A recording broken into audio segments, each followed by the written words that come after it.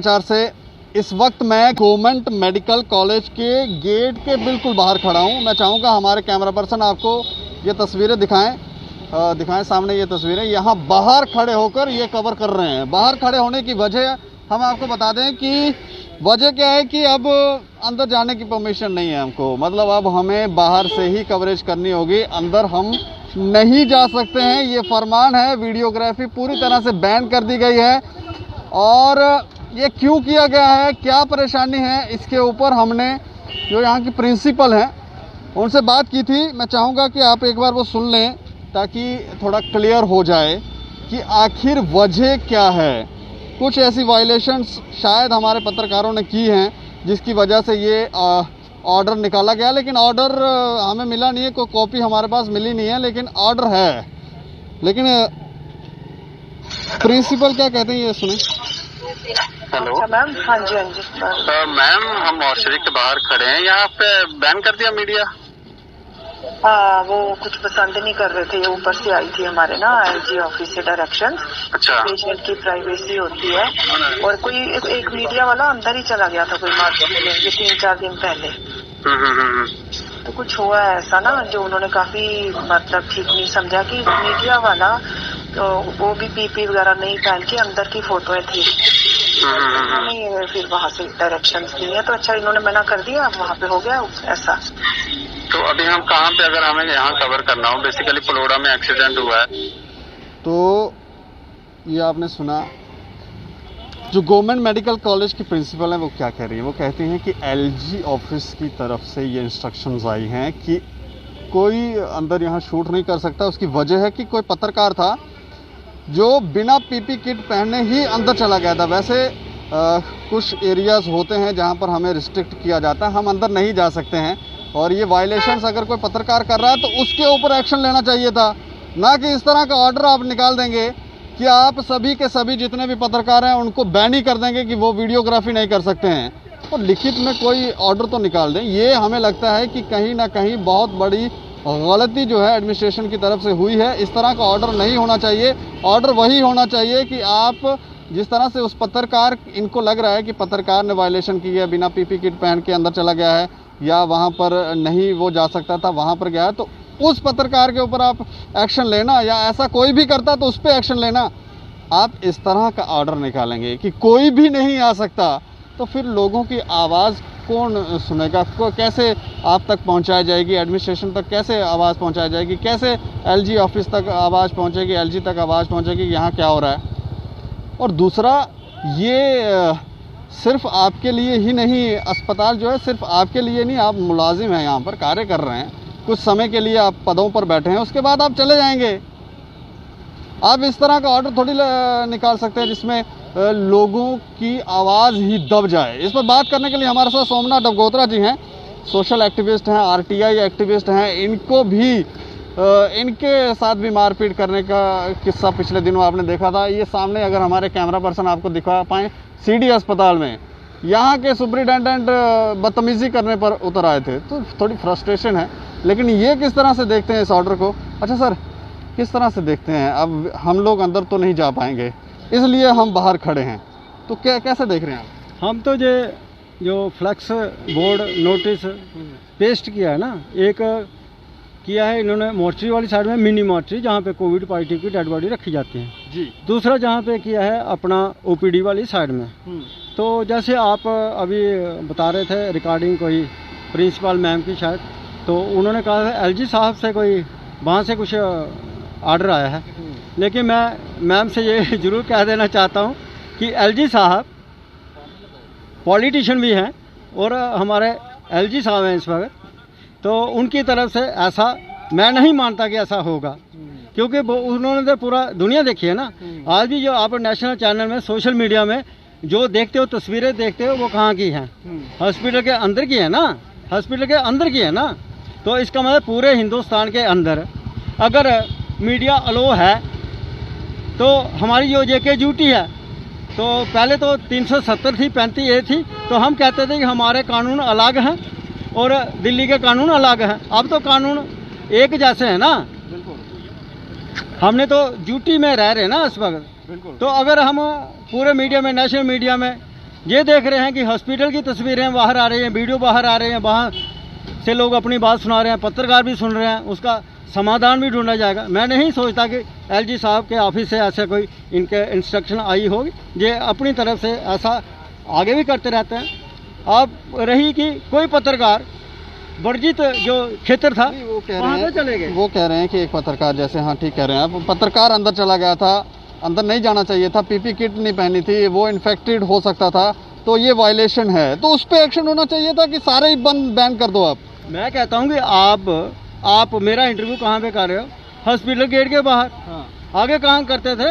Emergency के बाहर या पुलिस चौकी के बाहर, हॉस्पिटल प्रीमाइसेस के अंदर। अब पत्रकार भाई, आपसे भी मैं पूछूं या बाकियों से पूछूं कि आपने मोर्चरी के अंदर कभी जाके शूट किया? नहीं किया।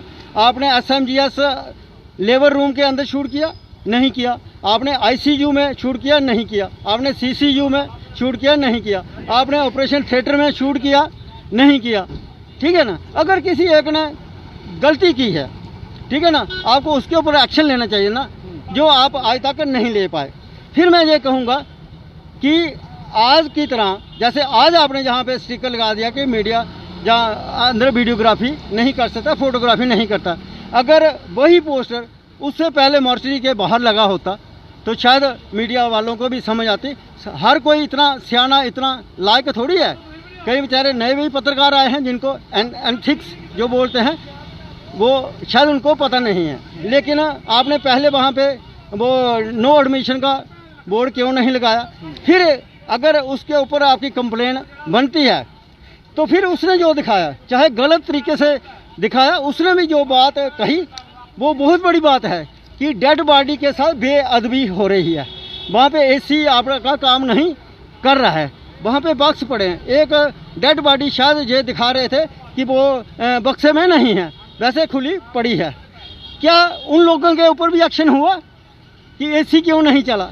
डेड बॉडीज के साथ बेअदबी क्यों हुई? ये उन लोगों पे एक्शन नहीं कर रहे हैं, ये सिर्फ पत्रकारों को कि पत्रकार दिखाए ना, पत्रकार अंदर जाए ना। ये थोड़ा सा तो इनको भी, अगर पत्रकार ने ऐसा कुछ किया है तो ज़रूरत ऐसी लगी होगी, उसको ऐसा लगा होगा कि मुझे रूल्स का थोड़ा सा वायलेट तो करना ही पड़ेगा, क्योंकि ये लार्ज टर्म में सोसाइटी के लिए है, तो उसको ऐसा करना पड़ा। तो इन्होंने उसके ऊपर एक्शन नहीं किया ना, तो उसके ऊपर नहीं किया, बाकी सबके ऊपर क्यों कर दिया? उसके ऊपर नहीं किया, बाकी सबके ऊपर क्यों कर दिया? आपने तो कभी ऐसी बात नहीं की। जर्नलिज्म जो आपको सिखाता है, जो आपने सीखा, आप उसी हिसाब से चलते हैं। तो आपके ऊपर भी क्यों रोक है? आप क्यों आज बाहर इंटरव्यू करने के लिए मजबूर हैं? तो ये अगर ये सोचें कि ये ऐसे पोस्टर लगाने से तो हमारी जो गलत काम है, जो अंदर लोगों की आवाज़ दबाई जा सकती है, वो ये नहीं दबा सकते। हाँ, मैं इनको एक सजेशन ज़रूर देना चाहता हूँ। वो मेरी सजेशन ये है कि जैसे आपने ये ऑर्डर निकाला है, हम इसको ऑर्डर नहीं मानते हैं, ठीक है? क्योंकि ऑर्डर के ऊपर सीरियल नंबर होता है, वार्ड नंबर होता है, डेट होती है, पूरा मेंशन होता है, सब्जेक्ट भी होता है इसमें कि क्या सब्जेक्ट है। जहाँ पे तो कुछ ऐसा नहीं है, जहाँ तो लगता है कि फ्लैक्स वाली दुकान में जाके फ्लैक्स बना के जहाँ पे टांग दी गई, पेस्ट कर दी गई है। अगर आपको हॉस्पिटल का नाम चमकाना है, हॉस्पिटल को बदनाम नहीं करना है, तो मेरी तरफ से इनको सजेशन ये है कि एक बहुत बड़ा जहाँ पे एक स्टिकर बाहर भी लगाया जाए, मेन गेट के बाहर लगाया जाए, और जहाँ पे एक बहुत बड़ा लॉकअप रखा जाए, ताकि जो भी, चाहे वो पेशेंट है, चाहे अटेंडेंट है, चाहे स्टाफ के हैं, आला अधिकारी हैं, जहाँ पैरामेडिक स्टाफ है, कोई भी है, वो बिना मोबाइल के अंदर नहीं जाएगा। उनके मोबाइल जहाँ पे ही रख दिए जाएंगे, डिपॉजिट कर दिए जाएंगे। तो ऐसा ऑर्डर एक ये हो गया ना कि अपना मोबाइल जहाँ पे जमा कराए। दूसरा ये है, तीसरा ये है कि ऐसा ऑर्डर हो जाए कि कोई भी पेशेंट, कोई भी अटेंडेंट, कोई भी अंदर का स्टाफ का कर्मी, चाहे वो आला अधिकारी है, वो अंदर से वीडियो बाहर नहीं भेजेगा। जहाँ किसी पत्रकार के साथ टेलीफोनिकली कन्वर्सेशन नहीं करेगा, बात ही नहीं करो, बंद कर दो, दबा दो, आवाज़ ही दबा दो, आवाज़ ही दबा दो। अगर मीडिया अंदर से वीडियो बनाने में नाकामयाब रहा, किसी का इंटरव्यू लेने में नाकामयाब रहा, तो क्या मीडिया को जहां आप गेट के बाहर रोक सकते हो क्या? तो आपको इसी तरीके से मीडिया के जो रेजिडेंस है ना, वहाँ पे भी आपको पुलिस लगाने पड़ेगी कि मीडिया वाले बाहर ना आए। ऐसा नहीं होना चाहिए, ये जो प्रेस कॉन्फ्रेंस करते हैं अपनी जो बात है मीडिया के थ्रू लोगों तक पहुंचाते हैं, वो भी बंद होनी चाहिए। ये कह दें जी हाँ आज के बाद हम कुछ नहीं बताएंगे, ना हम प्रेस कॉन्फ्रेंस करेंगे, ना ही हमें मीडिया को इन्वॉल्व करना है, ये अपनी भी आवाज़ बंद कर दें। लेकिन ये अपनी ज़रूरत के हिसाब से, अपने हिसाब से मीडिया को चलाना चाह रहे हैं ना, चलाने की कोशिश कर रहे हैं। मीडिया सिर्फ पॉजिटिव बताए, नेगेटिव ना बताए। रिसेंटली जो प्रेस कॉन्फ्रेंस हुई, जो ब्लैक फंगस के केस था, जो जहाँ पे ट्रीटमेंट हो रहा था और जहाँ पे यही कहा गया था कि वो स्टेबल है, उसका ट्रीटमेंट चल रहा है, अच्छा है, और चंद घंटों के बाद, जहाँ चंद घंटे पहले जहाँ उसी दौरान जहाँ प्रेस कॉन्फ्रेंस चल रही थी, उसकी डेथ हो गई। इनको वो मैं ये सोच रहा हूँ कि इनको टाइम बताना चाहिए कि डेथ कब हुई थी और प्रेस कॉन्फ्रेंस कब शुरू हुई, कब ख़त्म हुई थी। ये भी है, उसमें भी थोड़ा घपला लग रहा है आपको। मैं कोई जानकार नहीं हूँ, लेकिन मेरे को जो लगता है ना, तो वो अपनी बात लोगों तक रखना, मीडिया तक रखना, वो हमारा राइट है ना। अगर हम गलत बोलेंगे तो हमारी गलती है हमारी, ठीक है। हम तो अंदर, हमारा कोई ऐसा सिस्टम नहीं है कि हम A to Z आपको सही ही बताएंगे। कई बार हम गलत भी हो सकते हैं। हम इनको मुबारकबाद भी देते हैं कि जो इन्होंने जहाँ पे इमरजेंसी एक और एक्सटेंड कर दिया, 200 बेड का हॉस्पिटल बनाया। DRDO इधर अपना भगवती नगर में 500 बेड का हॉस्पिटल बना रहा है। इधर ऑक्सीजन की कोई आज तक कमी नहीं है, जहाँ पे लिक्विड ऑक्सीजन का एक टैंकर खड़ा कर दिया गया। हम इसके लिए उनको मुबारकबाद भी देते हैं, चाहे जहाँ की शशि सूदन जी प्रिंसिपल हो, LG साहब हो, जहाँ अतुल डुल्लू जी हों, हम इनको मुबारकबाद देते हैं कि सोमनाथ डगोत्रा जब पॉजिटिव चीज़ होगी तो पॉजिटिव दिखाएगा, नेगेटिव होगी तो सोमनाथ डगोत्रा की आवाज़ आप धक्के देकर, जैसे पिछले दिनों में इन्होंने धक्के दिए, मेरी आवाज़ बंद होने वाली नहीं है।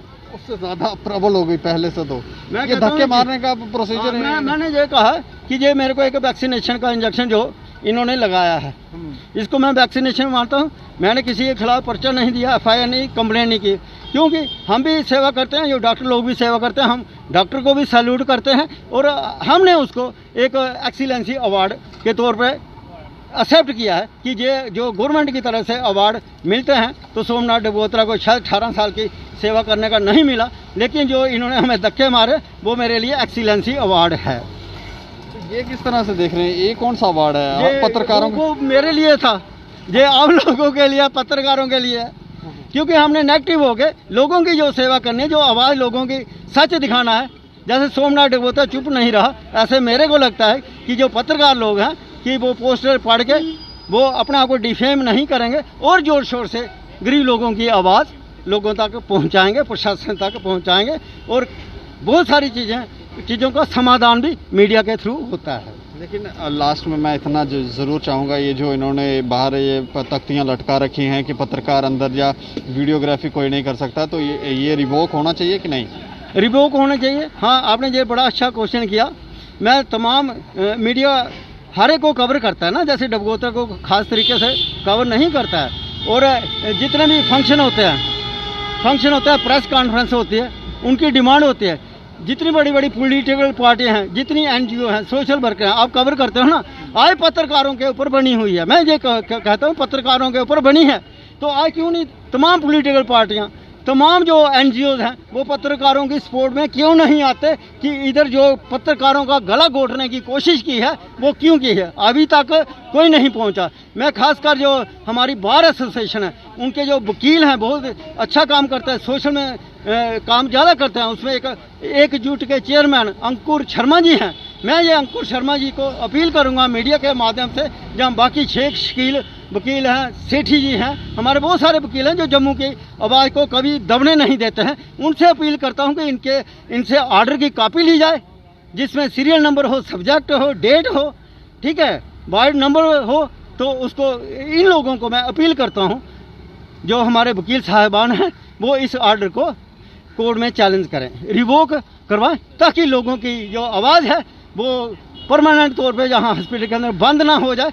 ये ऑर्डर रिवोक होना इतना ज़रूरी है कि जितना वेंटिलेटर से पेशेंट बाहर आता है उसको जीने की उम्मीद हो जाती है, ये ऑर्डर जरूर रिवोक होना चाहिए।